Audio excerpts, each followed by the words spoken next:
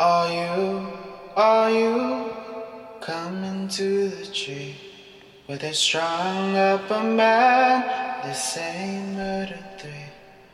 Strange things that happen here. How stranger would it be if we met at midnight in the hanging tree?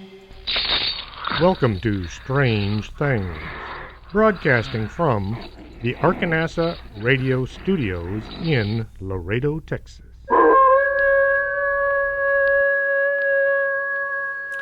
Welcome to the show. I'm your host, Chris James. Tonight, I'm going to be talking about the butterfly people, something a lot of people may have never heard of. Before that, a good friend of mine from the Border Patrol used to work in the tribal police. Ron was known as Custer because he had very light skin. They said if he got a nosebleed, he'd have to quit because he would lose all of his Indian blood. You had to be part Indian in order to join the tribal police. While working at the BIA, he heard some weird stories from people that had been there for years. They told about back in the mid-'80s, people would call in reporting a 7-foot-tall goat man walking down the street. This was happening in the middle of a snowstorm. These were not the troublemakers being weird. These were some of the most respected members of the tribe, including a few of the elders. The calls came from Ethet Village, and they were from 14 different homes. Ron was able to listen to the recordings of the calls. A dispatch had kept the recordings because they were just so weird. All the callers sounded as if they were terrified.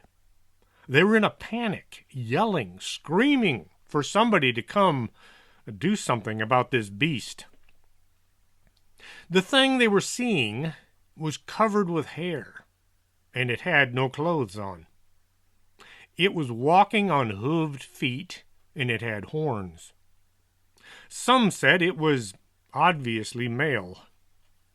It was going from house to house as if looking for someone or something. Long before the authorities could get out there, the tracks were covered by snow. Then, the 1990s, they had a rash of suicides amongst the teenagers on the res. Res is short for reservation. 1993, there were over 20 kids committed suicide, mostly by hanging, all in a very short time period. Ron was told about an incident by his sergeant. One night, one of the officers out on patrol stopped a white Camaro shortly after sundown. The officer walked up to the vehicle and he started questioning the driver and his companions.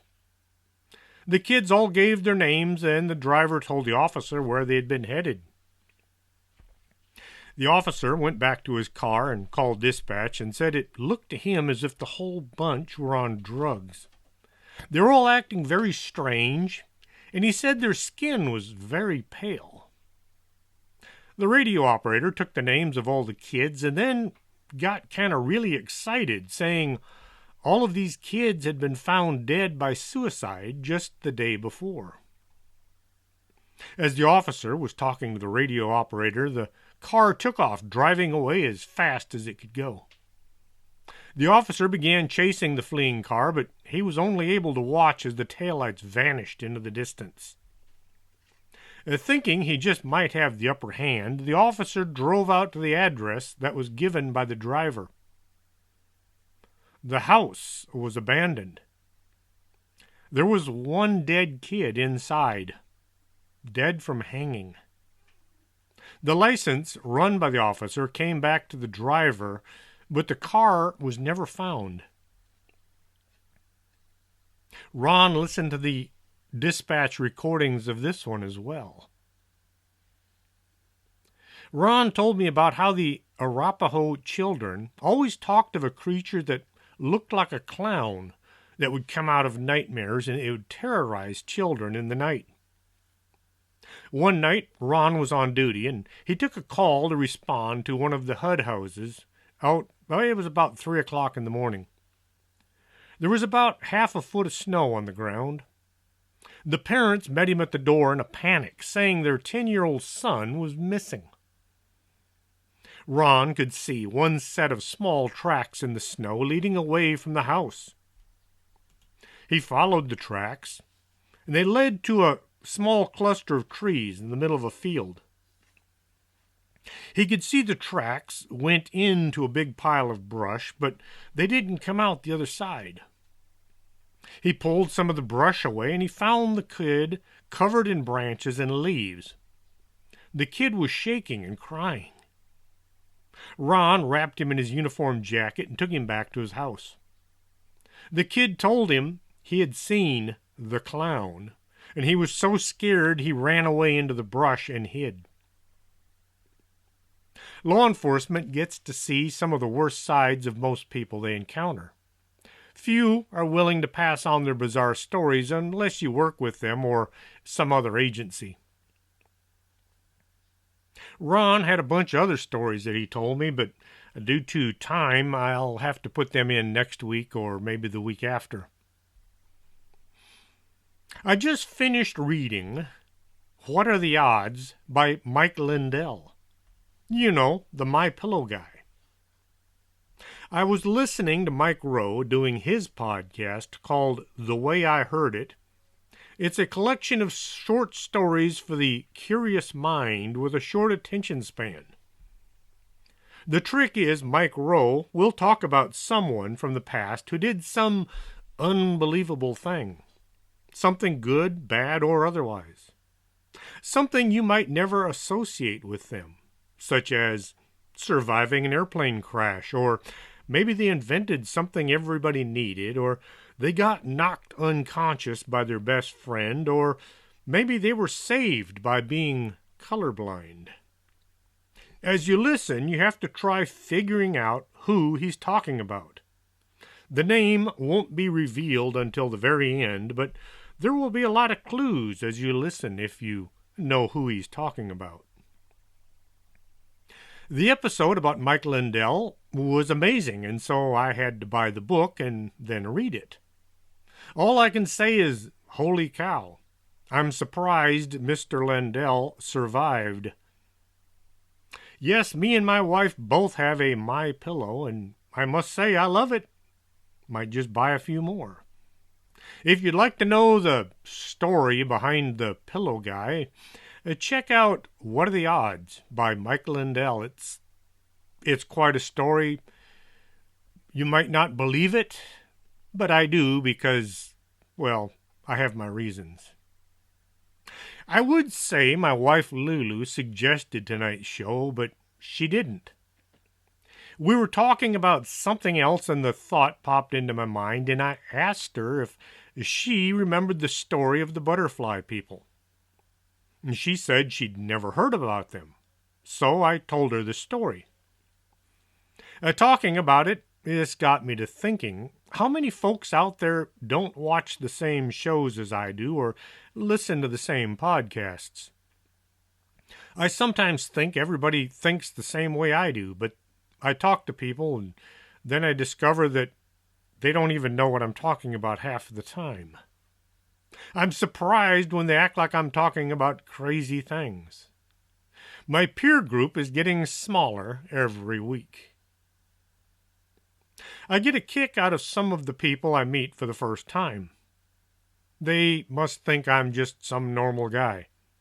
Then somebody will say something about the paranormal, and maybe they saw an episode of Monster Quest or Missing in Alaska, and they might have listened to a report of a UFO sighting south of town, or maybe they thought some other interesting item would make a good conversation piece.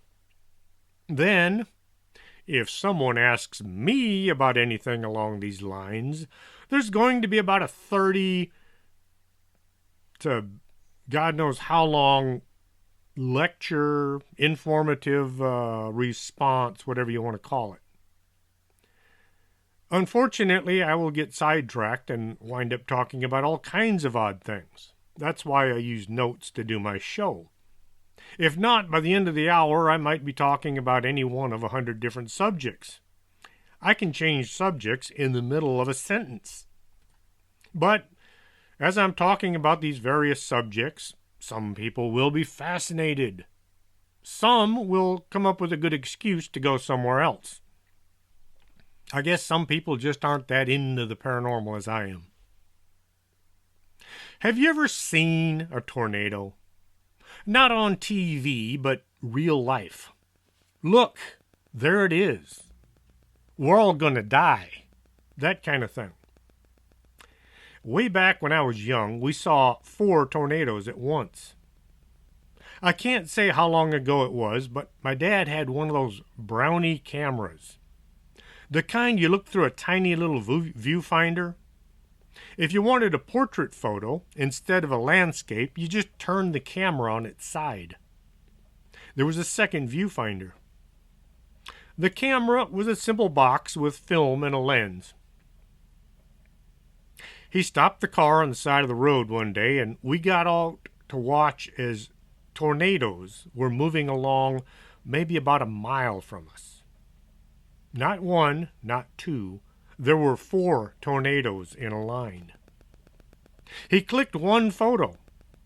He kept that photo for years. He kept it in the pages of his Bible, of all places.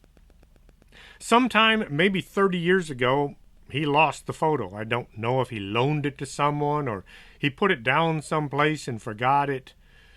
I wished I still had that photo, but I'd never be able to recreate it. I'm never going to stop and watch 4 tornadoes go by again. At the time, we didn't know that tornadoes were unpredictable. Tornadoes can jump from place to place or turn on a dime and run straight at you. They can also move faster than you can run. They come along at up to 70 miles an hour. Maybe he shouldn't have stopped to watch such a destructive and dangerous phenomena, but we didn't know any better at the time. Sometimes I think it's amazing that I'm still alive. I have a story to go with just about every ache and pain in my body. Of course, there are some pains that I have no idea where they came from. My right hip hurt all the time. Well, not all the time, but when the weather changes. I could never figure out why does my right hip hurt. Then I remembered I was nearly crushed to death when I worked in the oil field, and I think that might be why my right hip hurts. Doing crazy things because I thought I was immortal back then. The unofficial mascot of Kansas is the tornado. Something to do with the movie, The Wizard of Oz. When we visited Kansas, every store had some kind of a tornado-themed souvenir. Kansas doesn't have that many tornadoes. Maybe about 90 to 100 per year. Texas has 150 to 160 a year. Of course, Texas is 3 times bigger than Kansas, so I guess we should have more tornadoes. Missouri only gets about 50 a year, but boy did they have a doozy back in 2011. Lead was discovered in Joplin Creek Valley sometime before the Civil War. It was only after the war that significant development of the town took place. By 1871, numerous mining companies had sprung up all over the valley, and resident John C. Cox filed a plan for a city on the east side of the valley.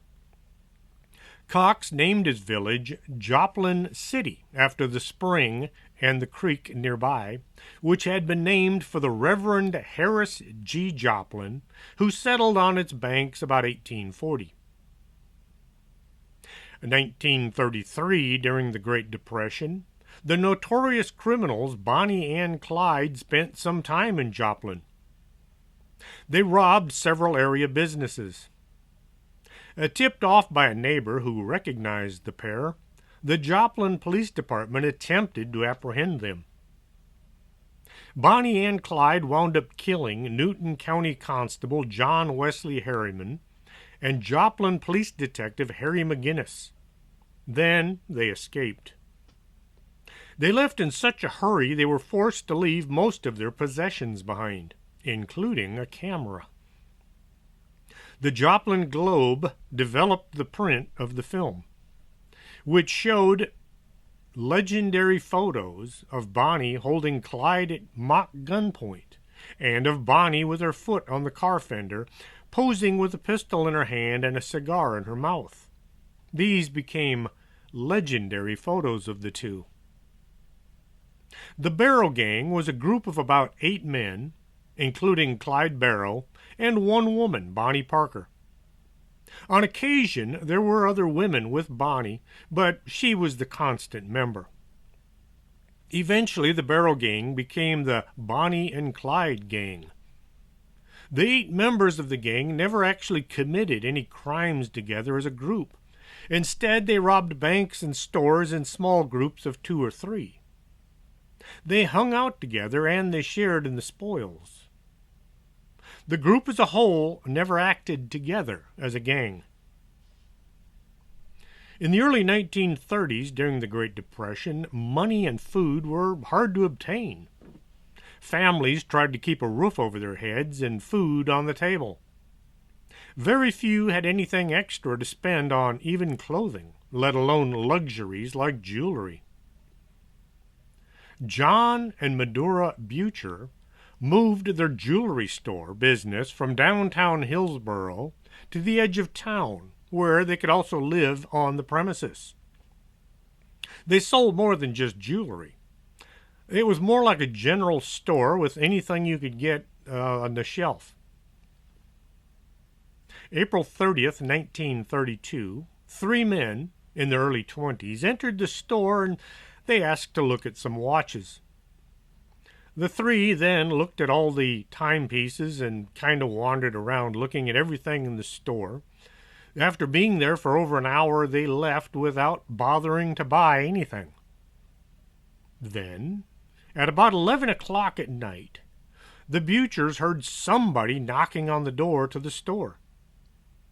At first, the couple were going to ignore the sound, but they decided they should go see who was there.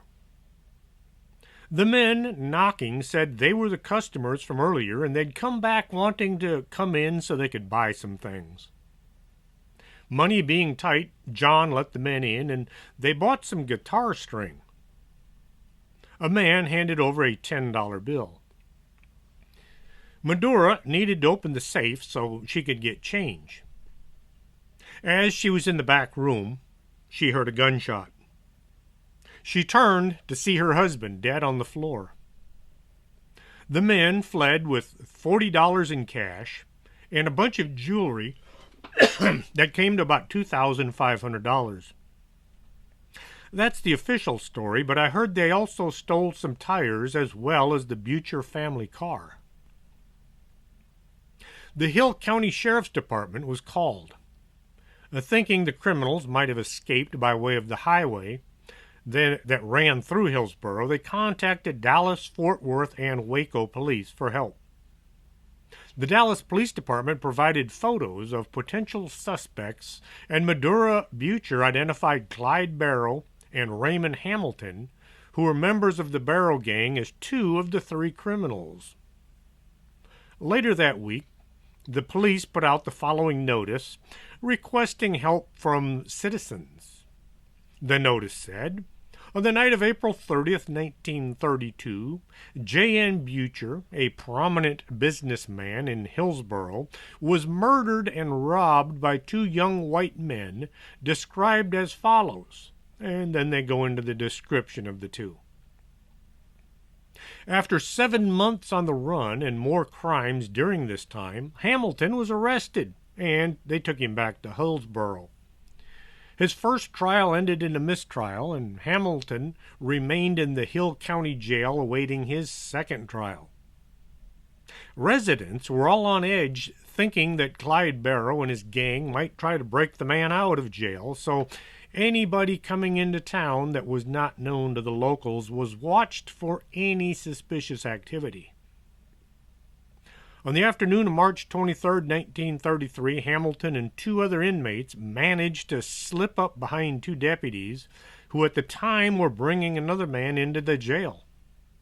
The three were able to steal the keys to the jail. They escaped from Hill County Jail. The man, who was being brought into the jail at the time of the escape, ran to the jail offices and notified authorities. He was freed the next day after minor theft charges were dropped as a result of his assistance to the law. It's one thing to be a thief, it's another to be a murderer. The escapees stole a car and they headed west, but they didn't get very far. After passing Aquila Creek, they headed north on a sandy road. Sheriff Jim Freeland followed and caught up to them when the stolen car had a flat tire. The escapees were trying to change the tire as the sheriff and his posse drove up. Two of the men surrendered, but Hamilton slipped into the woods and dropped down beside a tree. The sheriff yelled, "Come out and give yourself up," but he didn't get a response, so he started shooting at the limbs on the tree. Well, one of the limbs fell and hit Hamilton. This got him to give himself up. 3 months later, Hamilton was convicted of murder with malice aforethought of John Butcher, and he was sentenced to life in prison. Raymond Hamilton's brother Floyd claimed that another man had actually committed the murder, but the jury found otherwise. Raymond eventually was transferred to the Texas State Prison System, where he was executed in 1935 for being a habitual criminal, which was a capital offense back then. Bonnie and Clyde finally met justice on May 23, 1934, on a rural road in Bienville Parish, Louisiana. Texas Ranger Frank Hammer had begun tracking the gang on February 12th.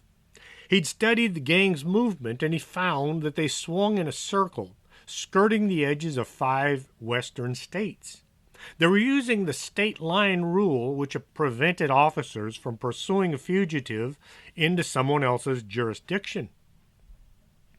Barrow was consistent in his movements, so Hammer charted his path, and he predicted where he would more likely go. With his posse of 5 men, Hammer set up an ambush. Texas officers Hammer, Hinton, Alcorn, Galt, and Louisiana officers Henderson, Jordan, and Prestis Morrell Oakley waited for their moment, and then they opened fire, killing Bonnie and Clyde. Yes, they shot first. Bonnie and Clyde were known for killing people they only thought might be the law. John Dillinger said that Bonnie and Clyde were giving bank robbers a bad name. Why so much on this criminal gang, you might ask? Well, my mother's maiden name was Butcher. John Butcher was her uncle, so he was family. Okay, back to Joplin. May 22, 2011, the town of Joplin, Missouri was hit by an EF5 tornado. The Fujita scale was introduced in 1971 by Ted Fujita and used to measure the intensity of tornadoes. It was replaced by the enhanced Fujita scale, abbreviated as EF scale, which rates the intensity of tornadoes in some countries based on damage they cause. EF0 has wind speed of 65 to 85 miles an hour with very light damage. EF4 has wind speeds of 166 to 200 miles an hour, combined with devastating damage. An EF5 has winds in excess of 200 miles an hour and what is called incredible damage. An EF5 multiple vortex tornado that gained in size at an alarming rate was moving towards Joplin, Missouri. At one point, the tornado was a mile across. 2,400 houses, 1,000 cars, and businesses were flattened or blown away in Joplin, particularly in the section between 13th and 32nd Streets across the southern part of the city. The tornado merely missed the downtown area. I've ridden through a Category 5 hurricane. I was inside a building that was built for it, and the building was moving back and forth as the wind would blow. A hurricane lasts for days, but you see it coming so you can prepare, and most buildings along the coast are built to withstand storms. A tornado, you might get a few minutes warning, if that. Very few buildings can withstand 200-mile-an-hour winds. A Category 5 hurricane is nothing like a Category 5 tornado. The wind gets up under the eaves of a house and it pries the roof off. Once the roof is gone, the rest of the structure has nothing to hold it together. If you're lucky, you might survive by getting in a bathtub or in a small room and then praying a lot. The tornado beat the town up pretty bad. Some houses vanished.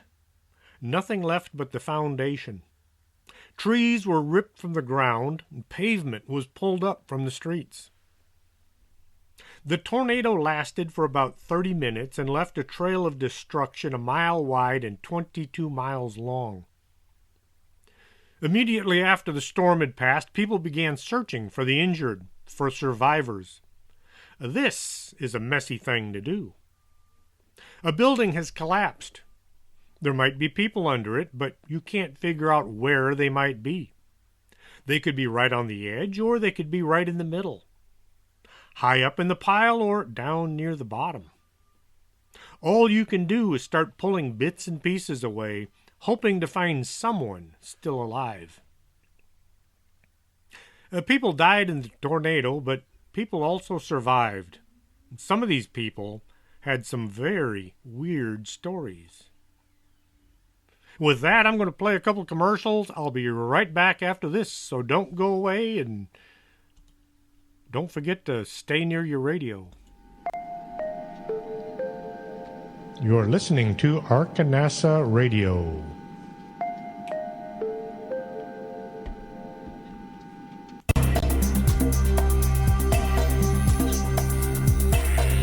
Did you hear a bump in the night and you think it just might be a ghost?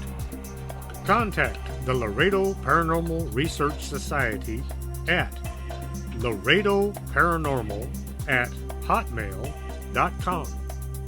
That's the LPRS for all your otherworldly needs.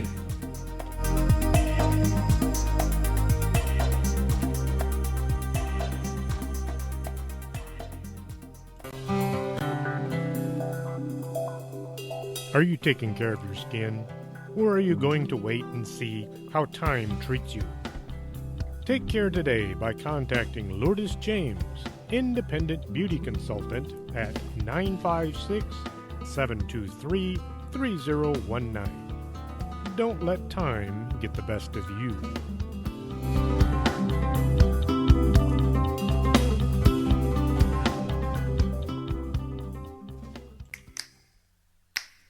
Coffee makes the world go round, and around here we have the Organic Man Coffee Trike, 4501 McPherson, Suite number 9. If you're not looking for coffee, try their tea. It's the best in town. And remember, life is too short to drink bad coffee.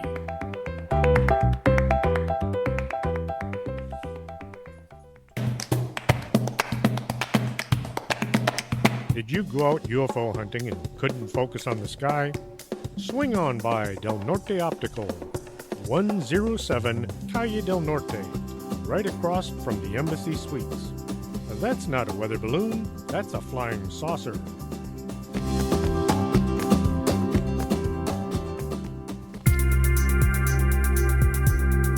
This is Arkanasa Radio you've been listening to.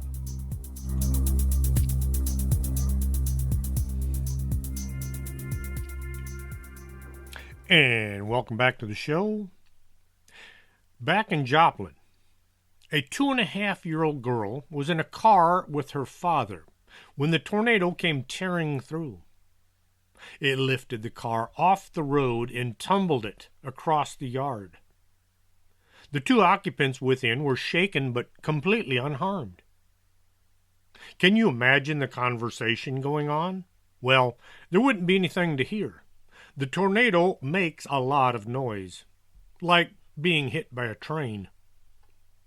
The girl later said the butterfly people had been sitting in the car with them. When she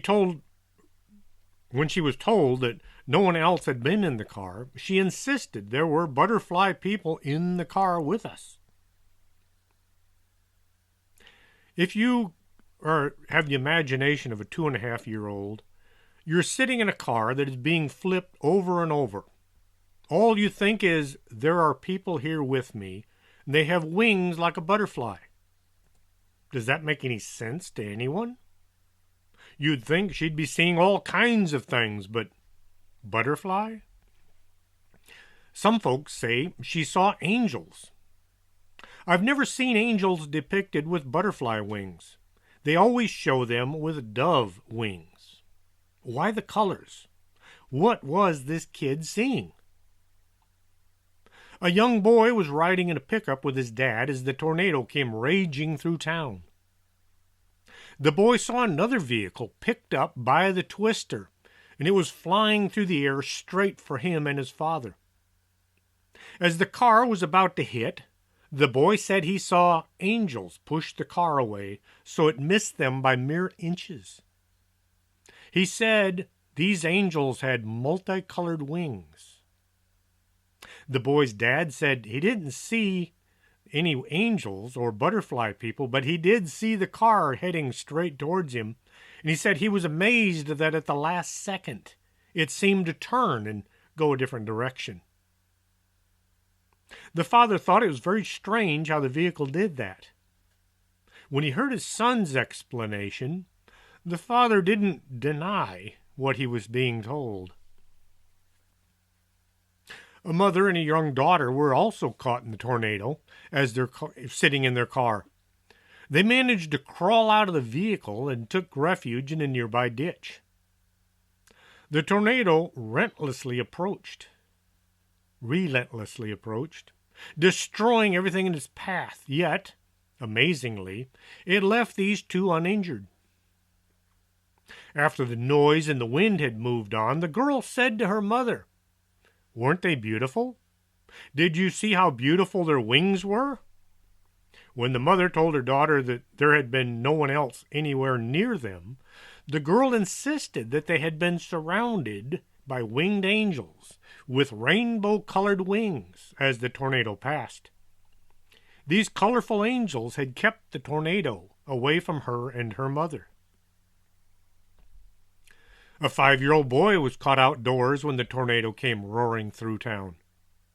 The area around the boy was totaled as the monster ate everything in its path.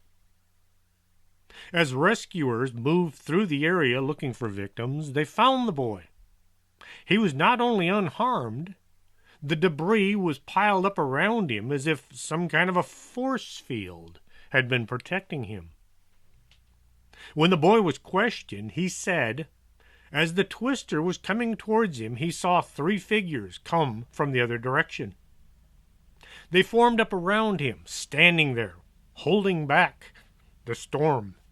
He described them as being human butterflies. As the storm threw broken objects at him, these butterfly people would deflect everything so the boy didn't get hurt. Once the tornado had moved on, the butterfly people all vanished. A deputy sheriff was looking through the devastation when he found a young boy in a field. The deputy asked the boy where he had come from. The boy said he'd been in the hospital when the twister hit. The hospital had been leveled, and the boy was found 6 miles away. When asked how he had gotten so far from the now flattened hospital, the boy said, "The angels brought me here and set me down in this field."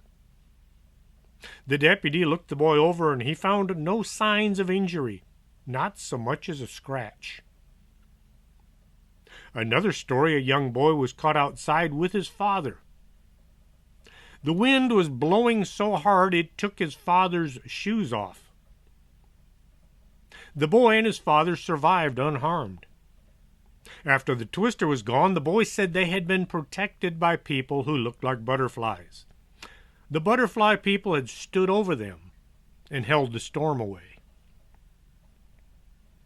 Clay and Melissa Morgan and their 4 children, Zoe, Emma, and Luke, that's 3 children, Eli and Luke, lived in a mobile home in Joplin that was pretty much directly in the path of the rampaging tornado.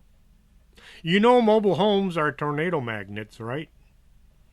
Clay and Morgan were laying on top of a mattress when the tornado ripped the trailer apart. The couple were flung through the air and they landed on the ground. They pulled themselves together and looked around, and that's when they discovered that their kids were all nearby. They found 3 of their 4 kids all within a few feet.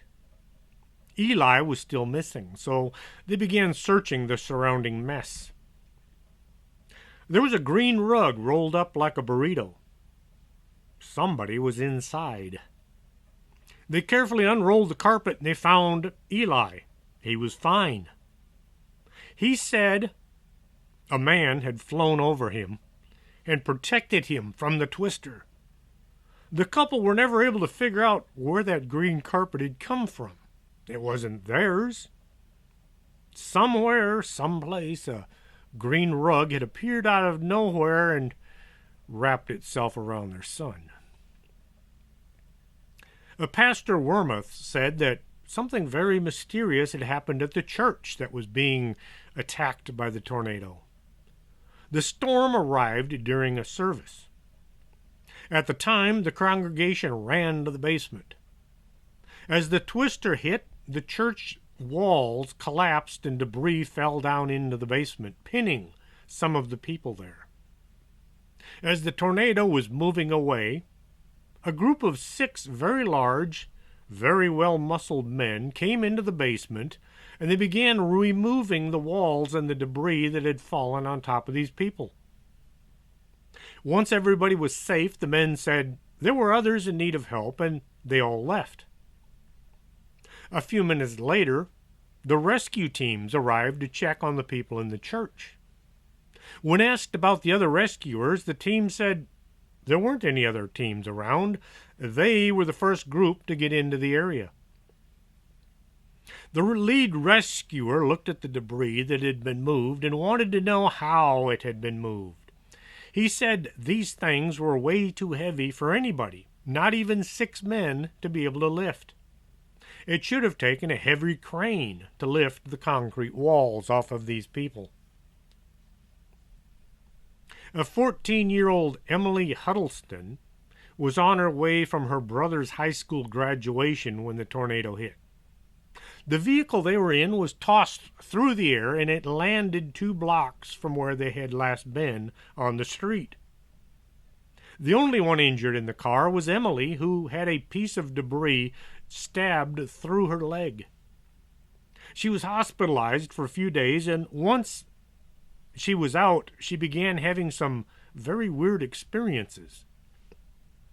Butterflies began to flock to her as if she were a flowery bush. They would land on her body, and then they would stay there for as long as possible. Emily says these were like the angels that had protected her and her family from the twister. There was a family huddled in their closet as the tornado passed right over their house.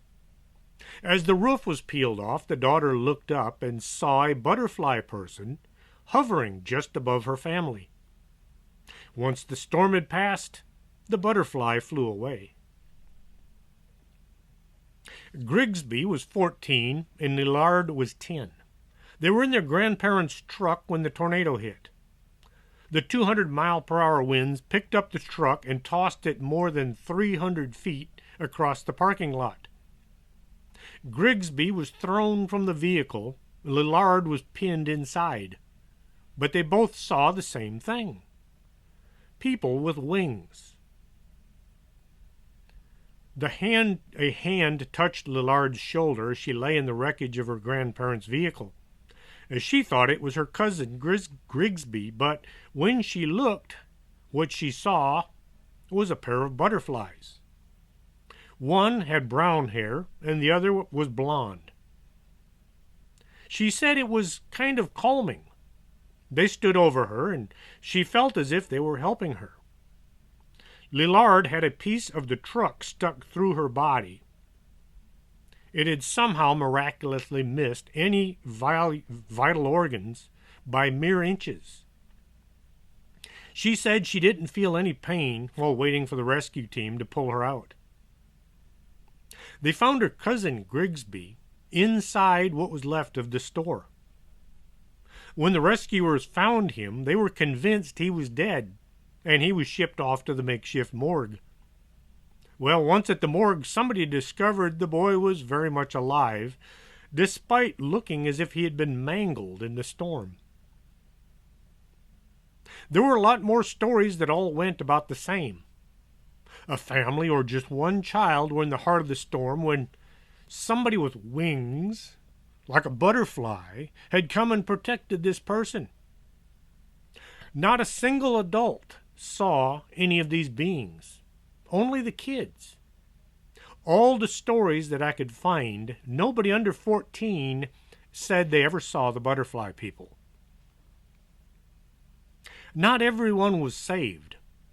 There were 161 casualties. Over 1,000 people were injured. Why were some protected while others were kind of left to fend for themselves? More than 900 homes were totaled. Both hospitals were damaged so severely they had to be rebuilt.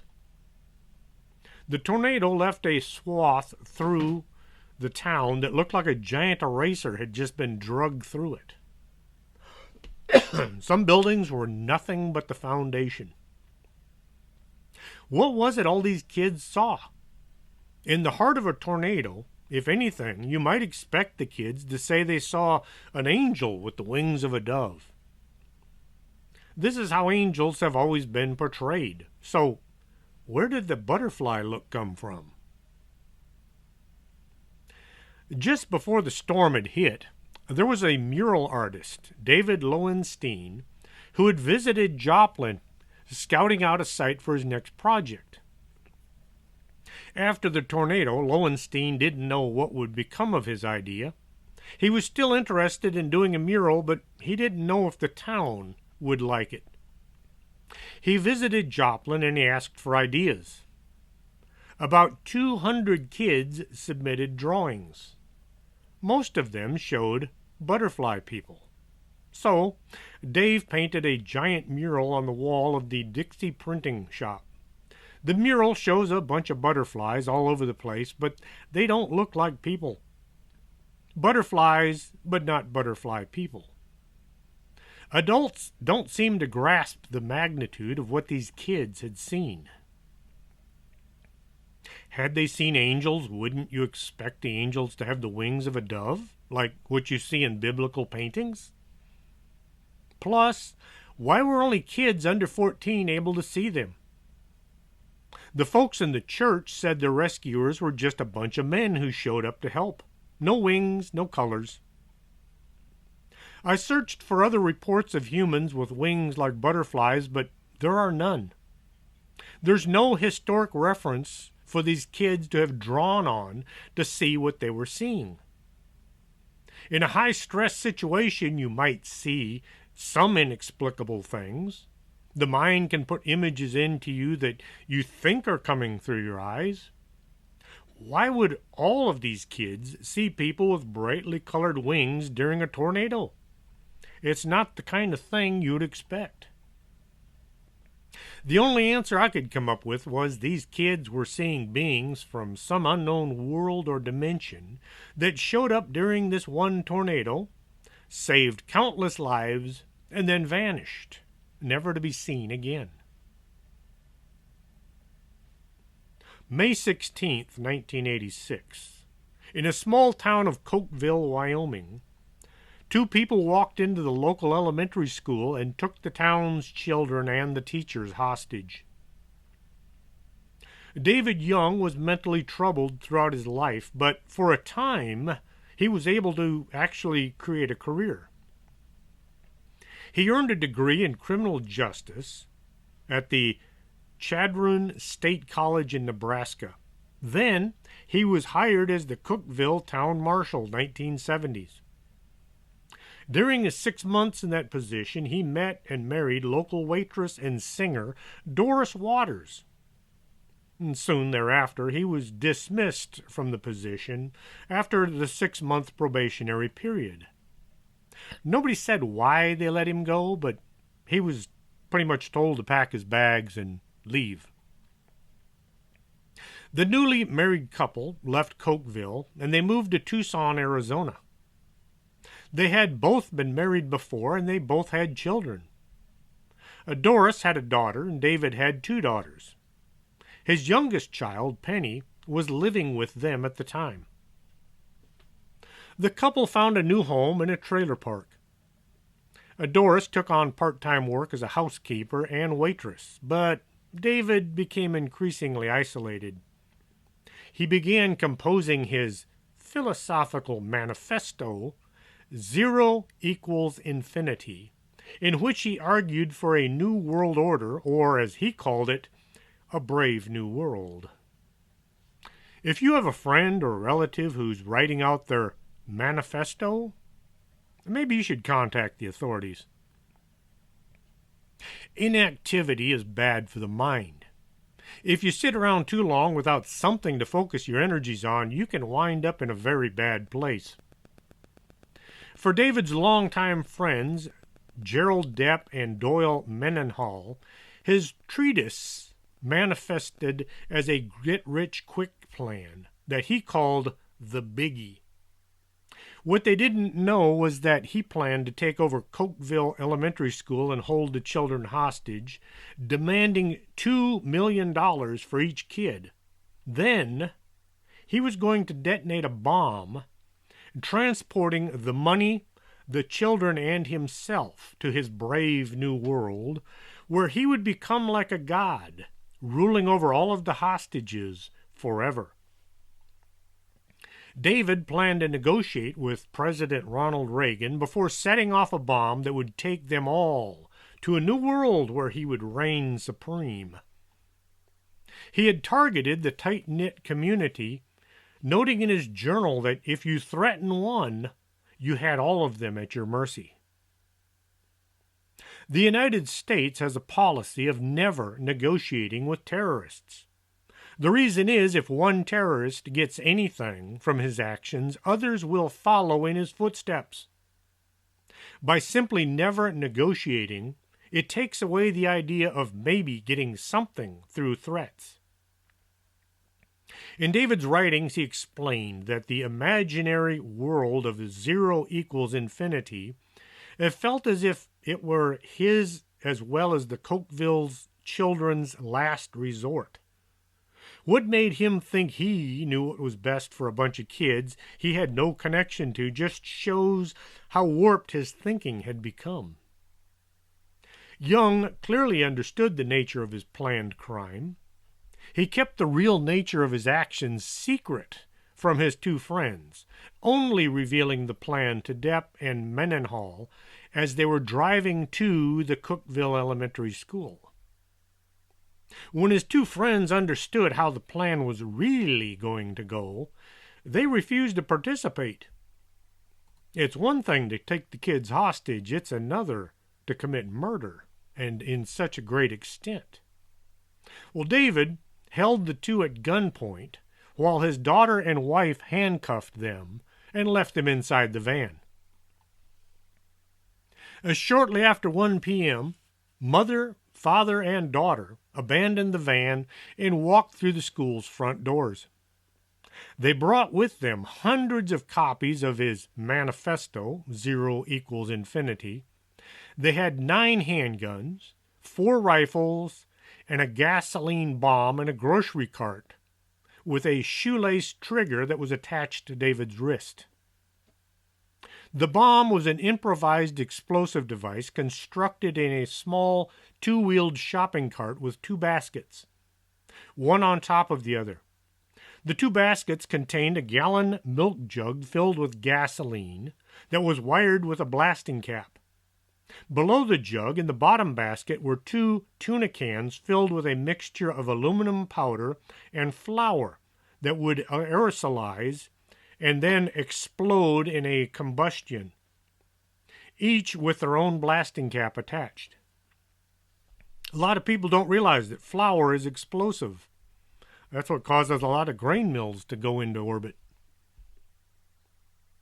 Throughout both baskets were pieces of chain, gunpowder, boxes of ammunition that would all ignite and hurl about the room after the explosion, creating shrapnel.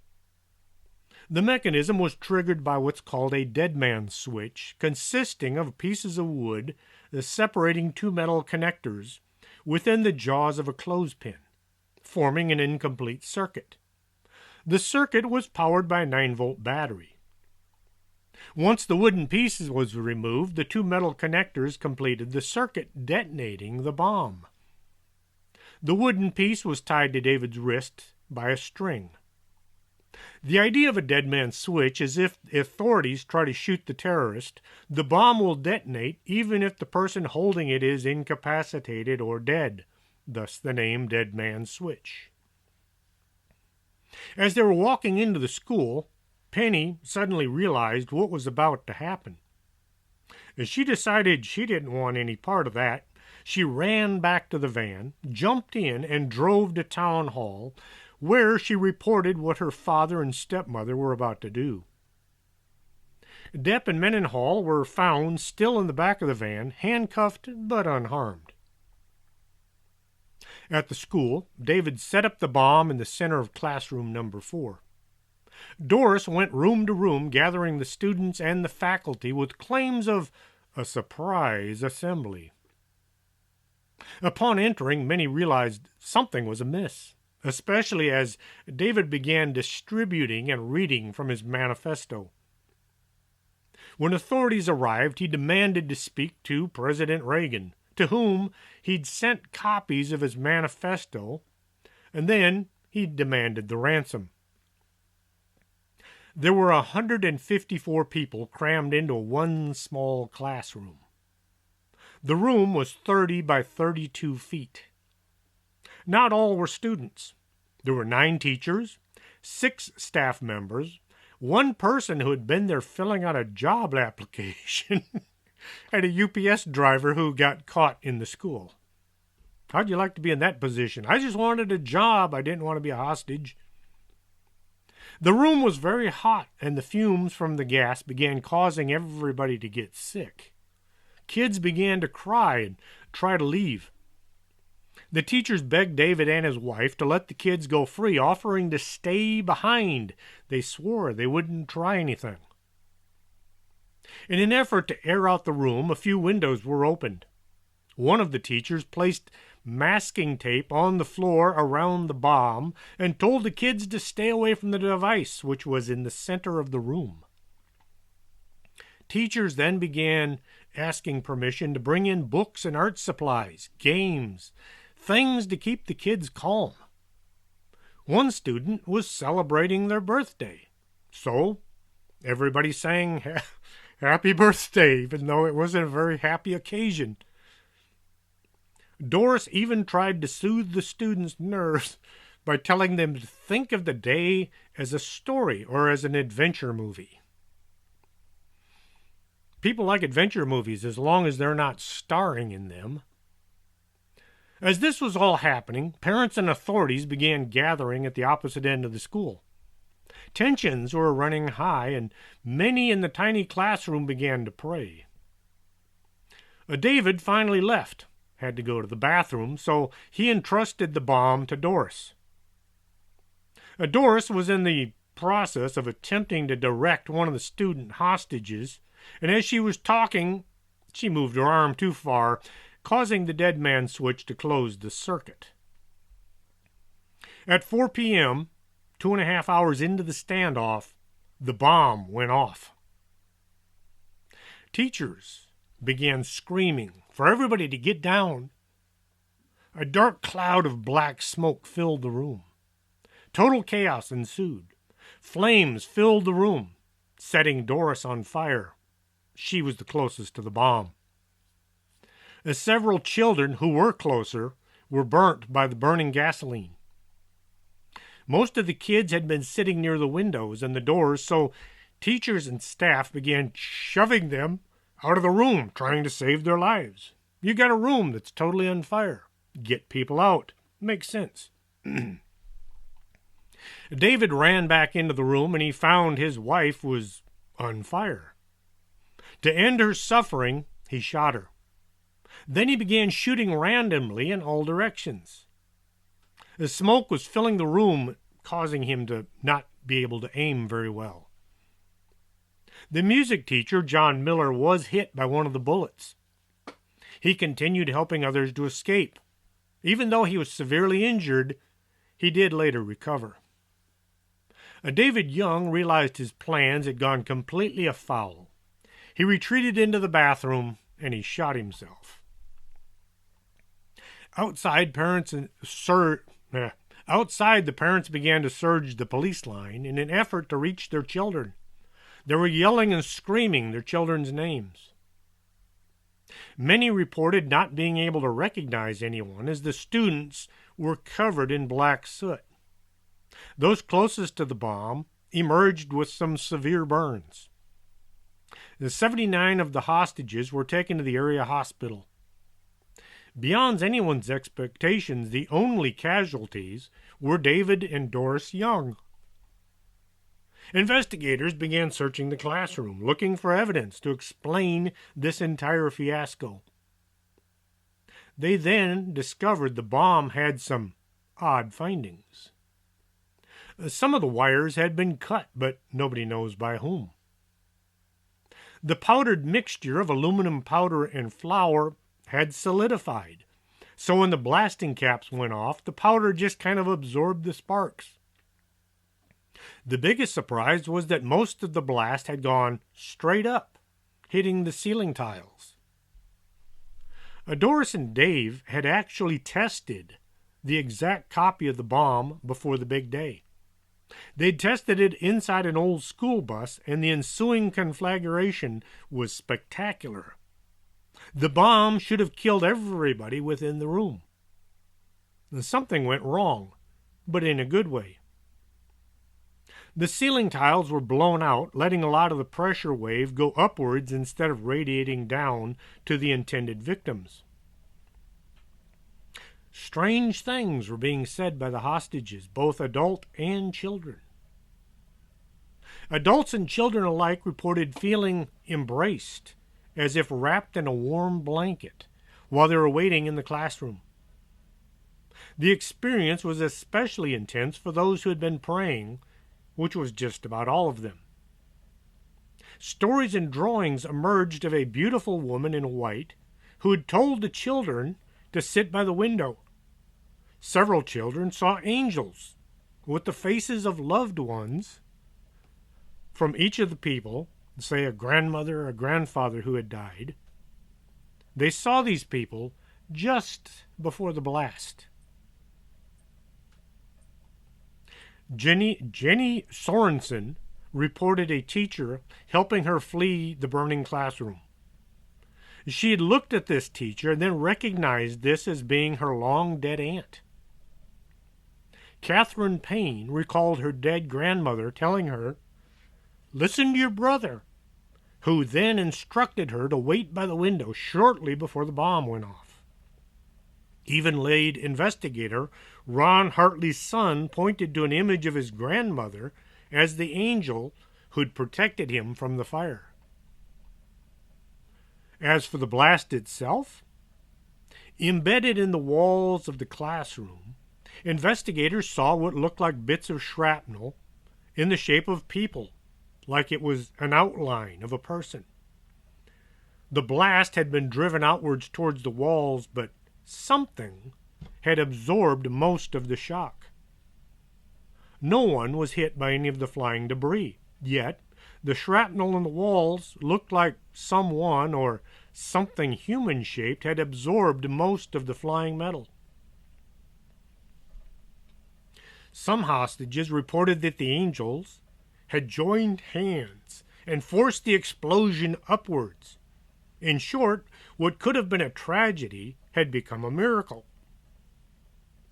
Rather than driving the community apart, the Youngs' attack had only brought them closer together. Since the hostage incident and bombing took place, the story has become a local legend.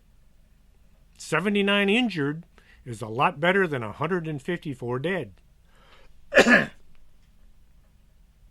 The question that I have, and maybe one or two of y'all will think the same: why do some folks escape from certain death in situations like these? How is it possible for people to live through such events? The only answer I can come up with is those who escaped are being kept here for some future event. Mike Lindell had to survive so he could do all the good works that have come out of his, or rather, the My Pillow company. Yes, it's a lot more than just a pillow company.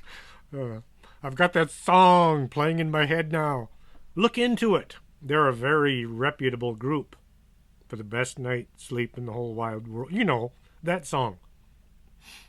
Once you walked away from some situation where, for all intents and purposes, you should have died, there must be something in your future, something you and only you can do. Survivor's guilt can be a heavy burden to carry around. People spend hours, months, years trying to figure out why they and nobody else survived a certain situation. All I can say is wait and see what the future has for you and you alone.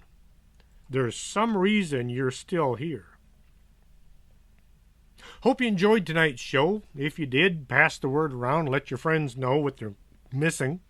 If you want to hear the Mike Lindell story, you can go to The Way I Heard It with Mike Rowe. You'll have to search for it. I don't remember exactly what it was called. Or you can buy a copy of his book and read it. It is an amazing story. There's more to it than just a pillow. For Strange Things, this is Chris James. I'll talk to y'all again next Saturday. Are you coming to the tree where they strung up a man, the same murder three? Strange things that happen here, no stranger would it be if we met at midnight in the hanging tree.